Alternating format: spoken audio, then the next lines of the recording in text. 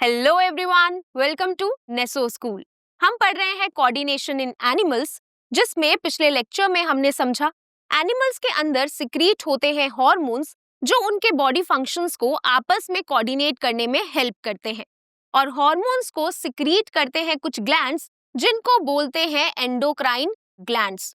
हमारी बॉडी के अंदर अलग अलग टाइप के एंडोक्राइन ग्लैंड्स प्रेजेंट होते हैं जो अलग अलग टाइप के हार्मोन्स को प्रोड्यूस करते हैं। तो चलिए समझते हैं इन हार्मोन्स के बारे में अच्छे से डिटेल में इस लेक्चर की मदद से, जिसका नाम है हार्मोन्स इन एनिमल्स। और देखते हैं हमारे आज के टॉपिक्स क्या हैं। हमारा आज का एक ही टॉपिक होगा जो है हार्मोन्स इन एनिमल्स। इस टॉपिक में हम समझेंगे हमारी बॉडी के अंदर सिक्रीट हो रहे हार्मोन्स के बारे में और उनके फंक्शंस के बारे में। और ये टॉपिक आपकी बुक में यहाँ पर, इसके नेक्स्ट पेज पे और इसके नेक्स्ट पेज पे यहाँ तक दिया हुआ है। तो जैसा कि हमने पिछले लेक्चर में समझा था, हमारी बॉडी के अंदर अलग अलग टाइप के एंडोक्राइन ग्लैंड्स प्रेजेंट होते हैं जो अलग अलग टाइप के हार्मोन्स को सिक्रीट करते हैं। तो जैसा कि आप देख सकते हैं, यहाँ पर मैंने जो इमेज ली है जिसमें मेल और फीमेल बॉडी के अंदर जितने भी एंडोक्राइन ग्लैंड्स प्रेजेंट होते हैं वो दिखाए हुए हैं। तो चलिए समझते हैं इन एंडोक्राइन ग्लैंड्स के बारे में वन बाय वन। और सबसे पहला एंडोक्राइन ग्लैंड जो हम समझने वाले हैं वो है हाइपोथैलेमस। हाइपोथैलेमस एक ऐसा ग्लैंड है जो प्रेजेंट होता है हमारे ब्रेन के अंदर। ब्रेन के बारे में हम ऑलरेडी समझ चुके हैं। ब्रेन के बहुत सारे पार्ट्स होते हैं और सबसे पहला पार्ट होता है फोर ब्रेन। फोर ब्रेन में हमने समझा था एक स्ट्रक्चर प्रेजेंट होता है जिसको बोलते हैं थैलेमस। तो हाइपोथैलेमस थैलेमस के नीचे प्रेजेंट होता है। जैसा कि हम नाम से ही समझ सकते हैं, हाइपो का मतलब होता है बिलो और थैलेमस एक स्ट्रक्चर है जो फोर ब्रेन का पार्ट होता है। सो हाइपोथैलेमस एक ऐसा ग्लैंड है which is present below the thalamus, इसीलिए इसको हाइपोथैलेमस बोला जाता है। अब हाइपोथैलेमस कौन सा हार्मोन सिक्रीट करता है? हाइपोथैलेमस एक हार्मोन सिक्रीट करता है जिसको बोलते हैं growth hormone releasing factor. Hypothalamus एक हार्मोन सिक्रीट करता है जिसको बोलते हैं ग्रोथ हार्मोन रिलीजिंग फैक्टर। तो जैसा कि हम नाम से ही समझ सकते हैं, ये एक ऐसा हार्मोन है, ये एक ऐसा फैक्टर है जो रिलीज कराएगा ग्रोथ हार्मोन को। जैसा कि हमने पहले भी समझा था, हमारी बॉडी के अंदर प्रेजेंट होता है pituitary gland. Pituitary gland secrete करता है ग्रोथ हार्मोन। सो हाइपोथैलेमस एक ऐसा फैक्टर रिलीज करता है, यानी कि एक ऐसा हार्मोन रिलीज करता है जो पिट्यूटरी ग्लैंड को स्टिमुलेट करता है और ज्यादा ग्रोथ हार्मोन सिक्रीट करने के लिए। सो हाइपोथैलेमस सिक्रीट करता है ग्रोथ हार्मोन रिलीजिंग फैक्टर जो जाके स्टिमुलेट करता है पिट्यूटरी ग्लैंड को, जिससे पिट्यूटरी ग्लैंड और ज्यादा ग्रोथ हार्मोन सिक्रीट करना स्टार्ट कर देता है। सो ये तो था पहला एंडोक्राइन ग्लैंड जो प्रेजेंट होता है हमारे ब्रेन में थैलेमस के नीचे। अब चलिए आगे बढ़ते हैं और देखते हैं सेकंड एंडोक्राइन ग्लैंड। तो सेकंड एंडोक्राइन ग्लैंड जो हमारे ब्रेन में ही प्रेजेंट होता है उसको बोलते हैं पीनियल ग्लैंड। पीनियल ग्लैंड हमारी बॉडी में एक बहुत ही इंपॉर्टेंट ग्लैंड होता है और ये सिक्रीट करता है एक हार्मोन जिसको बोलते हैं मेलाटोनिन हार्मोन। मेलाटोनिन हार्मोन हमारी बॉडी के लिए बहुत ही ज्यादा इंपॉर्टेंट है क्योंकि ये रेगुलेट करता है हमारी बॉडी की sleep wake cycle. Sleep wake cycle क्या होती है? जब रात होती है तो हमें नींद आना शुरू हो जाती है और जैसे ही सुबह होती है, यानी कि जब हम रोशनी में जाते हैं, तो हमें नींद आना बंद हो जाती है और हम अलर्ट फील करते हैं। तो ये सब जो चेंजेस हमारी बॉडी के अंदर आते हैं वो आते हैं मेलाटोनिन हार्मोन की वजह से। मेलाटोनिन हमारी बॉडी की स्लीप वेक साइकिल को कंट्रोल करता है, यानी कि इसी की मदद से हमें नींद आती है। और जब मेलाटोनिन कम हो जाता है हमारी बॉडी में, उसका सिक्रीशन कम हो जाता है, तो हमें और ज्यादा अलर्ट फील होता है, हमें नींद नहीं आती। तो जैसे ही रात होती है, यानी कि अंधेरा होता है, मेलाटोनिन सिक्रीशन और ज्यादा इंक्रीज हो जाता है जिस वजह से हमें नींद आना शुरू हो जाती है। और जैसे ही सुबह होती है, यानी कि रोशनी होती है, मेलाटोनिन सिक्रीशन डिक्रीज हो जाती है जिस वजह से हम और ज्यादा अलर्ट फील करते हैं। सो पीनियल ग्लैंड सिक्रीट करता है मेलाटोनिन हार्मोन जो कंट्रोल करता है हमारी बॉडी की स्लीप वेक साइकिल। चलिए आगे बढ़ते हैं और देखते हैं थर्ड ग्लैंड जो है पिट्यूटरी ग्लैंड। पिट्यूटरी ग्लैंड हमारी बॉडी का मास्टर ग्लैंड है। बट ये मास्टर ग्लैंड कहाँ प्रेजेंट होता है? ये मास्टर ग्लैंड प्रेजेंट होता है हमारे ब्रेन में। तो जैसा कि आप देख सकते हैं हाइपोथैलेमस के नीचे जो ये स्ट्रक्चर प्रेजेंट है इसको बोलते हैं पिट्यूटरी ग्लैंड। पिट्यूटरी ग्लैंड को मास्टर ग्लैंड इसीलिए बोला जाता है क्योंकि हमारी बॉडी में जो भी दूसरे एंडोक्राइन ग्लैंड्स प्रेजेंट हैं ये उनकी सिक्रीशन को कंट्रोल करता है। पिट्यूटरी ग्लैंड की परमिशन से ही दूसरे एंडोक्राइन ग्लैंड्स अपने हार्मोन्स को सिक्रीट करते हैं और जब पिट्यूटरी ग्लैंड उनको स्टिमुलेट करना बंद कर देता है तो वो अपनी सिक्रीशन को स्टॉप कर देते हैं, इनिबिट कर देते हैं। सो पिट्यूटरी ग्लैंड एक मास्टर ग्लैंड है क्योंकि ये दूसरे एंडोक्राइन ग्लैंड्स की फंक्शनिंग को कंट्रोल करता है। बट ये खुद भी अपने हार्मोन सिक्रीट करता है। कौन से हार्मोन्स? पिट्यूटरी ग्लैंड एक हार्मोन रिलीज करता है जिसको बोलते हैं ग्रोथ हार्मोन। ग्रोथ हार्मोन के बारे में आप पहले भी पढ़ चुके हैं छोटी क्लासेस में। ग्रोथ हार्मोन एक ऐसा हार्मोन है जो हमारी बॉडी की ग्रोथ और डेवलपमेंट को रेगुलेट करेगा, कंट्रोल करेगा।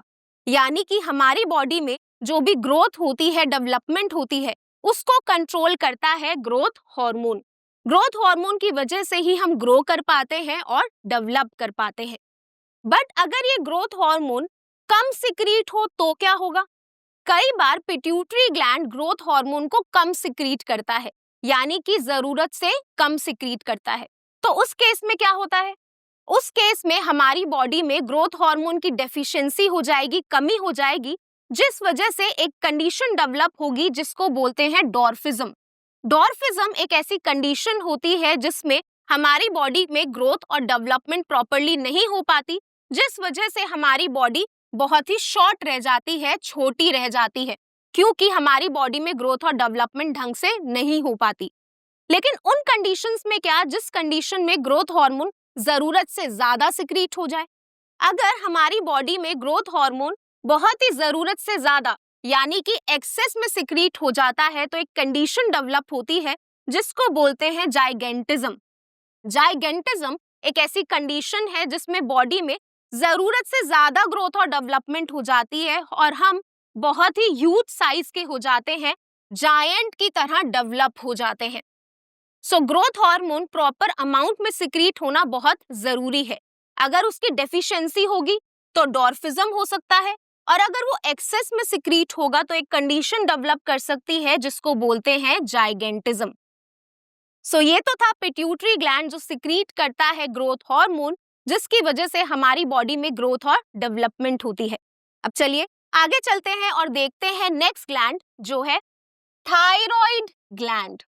सो ब्रेन में हमने 3 ग्लैंड्स पढ़े, hypothalamus, pineal gland and pituitary gland. अब ब्रेन के बाद हम आते हैं नेक में, जहां पर प्रेजेंट होता है एक ग्लैंड जिसको बोलते हैं थायराइड ग्लैंड। जैसा कि आप इस इमेज में देख सकते हैं, यहाँ पर ट्रेकिया प्रेजेंट है। ट्रेकिया के बारे में हम पहले ही समझ चुके हैं, वो हमारी विंड पाइप होती है, यानी कि जहां से एयर बॉडी के अंदर एंटर करती है या फिर बाहर एक्सेल होती है।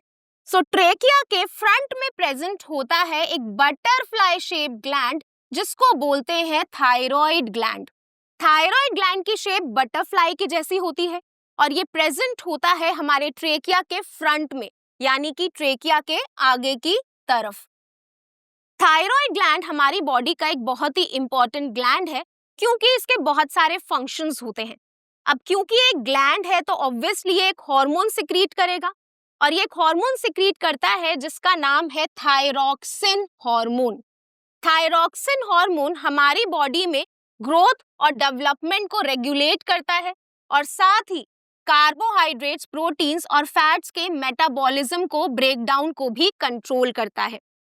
सो थायरॉक्सिन हार्मोन सिक्रीट करता है थायराइड ग्लैंड और थायरॉक्सिन हार्मोन हमारी बॉडी की ग्रोथ, डेवलपमेंट को रेगुलेट करता है ग्रोथ हार्मोन के साथ मिलकर, और साथ ही जो हम खाना खाते हैं जिसमें कार्बोहाइड्रेट्स, प्रोटीन्स और फैट्स प्रेजेंट होते हैं उनके मेटाबॉलिज्म को भी कंट्रोल करता है, रेगुलेट करता है।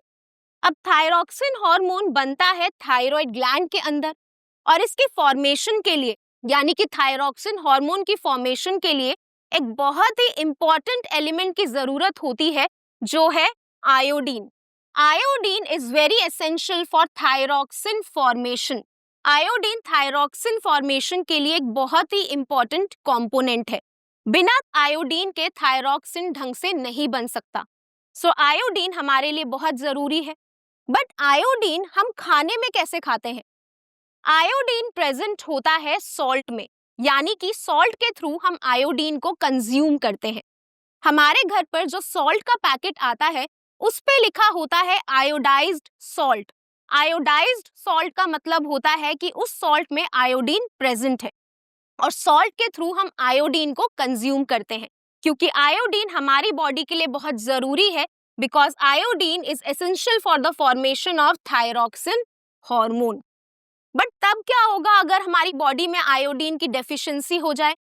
हमारी बॉडी में अलग अलग टाइप की डेफिशिएंसी देखी जाती है, जैसे vitamin C deficiency, vitamin D deficiency. लेकिन अगर हमारी बॉडी में आयोडीन की डेफिशिएंसी हो जाए तो क्या होगा?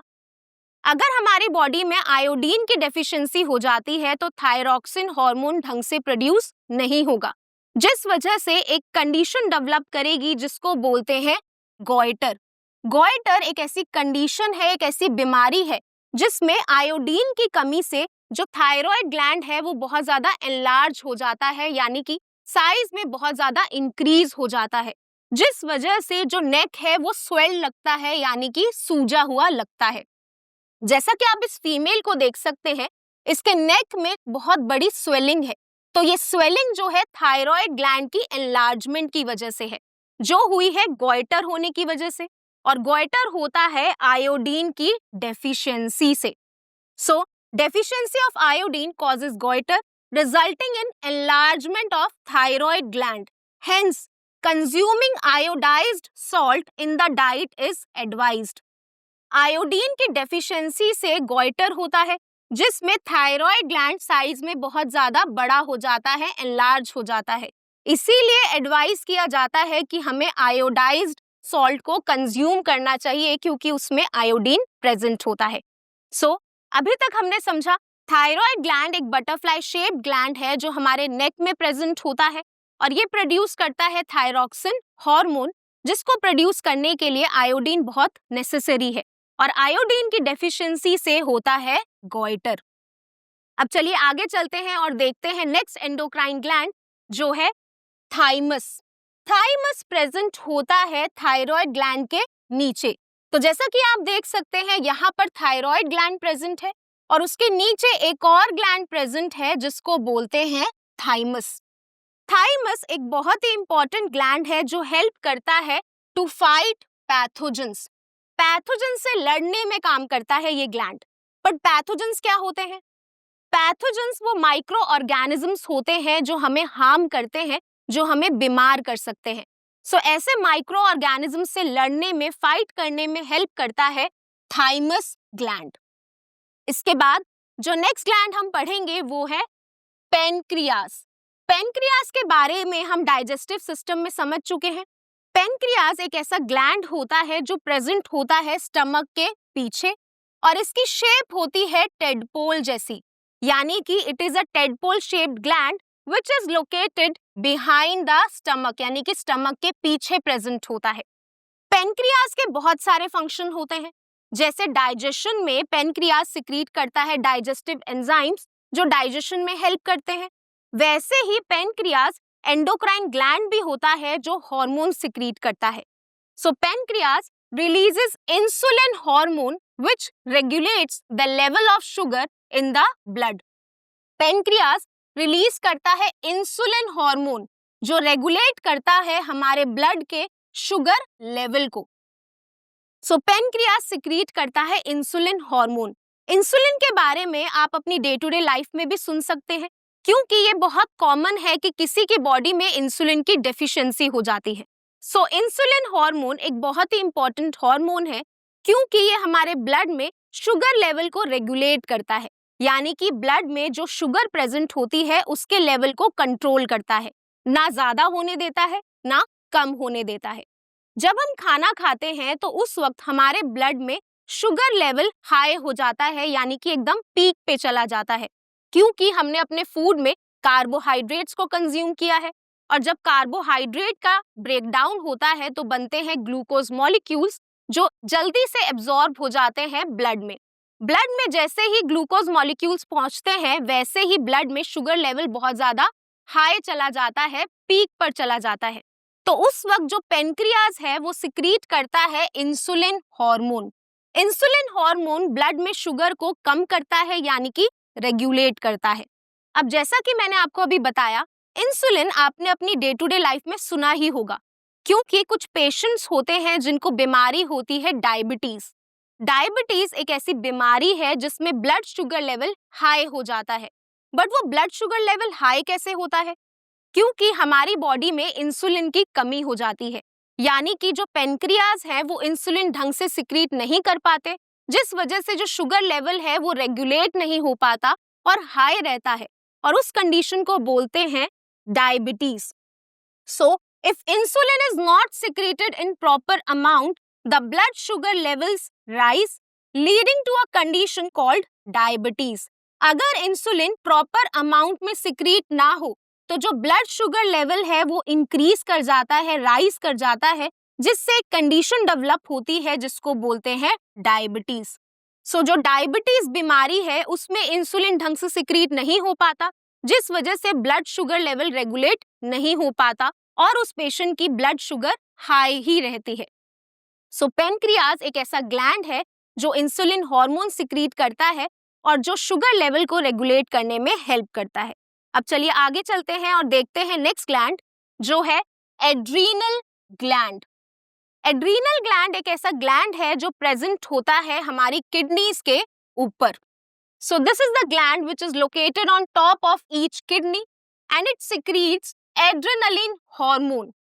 जो एड्रीनल ग्लैंड है वो एक हार्मोन सिक्रीट करता है जिसको बोलते हैं एड्रेनलिन हार्मोन। एड्रेनलिन हार्मोन का क्या फंक्शन होता है? एड्रेनलिन हार्मोन एक ऐसा हार्मोन है जो हमें डेंजरस सिचुएशन में फाइट करने में हेल्प करता है, यानी कि जब हमारी बॉडी स्ट्रेस में होती है या फिर किसी डेंजरस सिचुएशन को फेस करती है, तो उस वक्त उस सिचुएशन से फाइट करने के लिए जो हार्मोन हेल्प करता है वो है adrenaline hormone. Adrenaline hormone secrete होता है डेंजरस अर्जेंट इमरजेंसी सिचुएशंस में।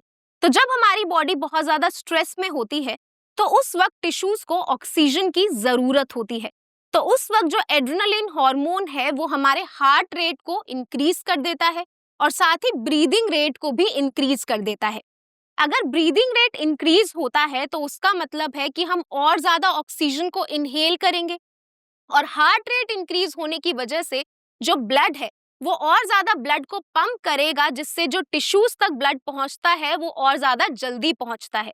सो जितना जल्दी ब्लड टिश्यूज तक पहुंचेगा उतना जल्दी ऑक्सीजन टिश्यूज तक सप्लाई होगी और टिश्यूज मूवमेंट करेंगे, यानी कि रिस्पॉन्ड करेंगे टू द इमरजेंसी सिचुएशन।